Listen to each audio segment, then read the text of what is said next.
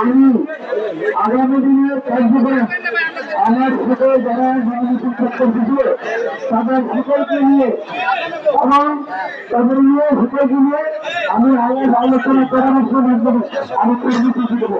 আমি আশা করি কর্মসূচি কর্মসূচি দেবো না। আমি তখনই আমার বাবা মা পূর্ববর্তী অনুষ্ঠানের জন্য আমরা দেওয়া করেছি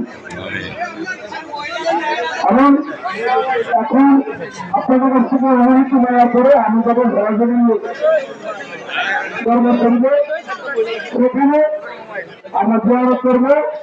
তারপরে আমি যাবো আমাদের বিএনপির নেতা যিনি আগে বিএনপির কয়েকজন এমপি ছিলেন ইউপি ছিলেন তাদের জিয়ারত করতে যাবো।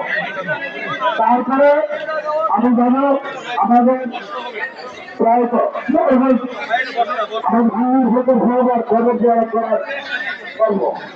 এখন একটি করে আমাদের সড়ক সভাপতি আপনার শরীরকে খবর জিয়ারত করবো। আমাদের অ্যাডভোকেট আমরা সংসদের আদিল সাহেবের খবর জিয়ারত করবো।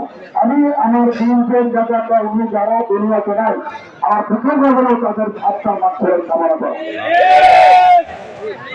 আমি সমিতি হাঙ্গাসে থাকতেন, পুলিশের থাকতেন, অ্যাডভোকেট কমিশন থাকতেন, ওনারা আজকে সময় আগে আমার এখানে থাকতেন এবং আপনার বিষয়টি সেটা ভালো কথা বলতেন। সুতরাং কোন দুনিয়াতে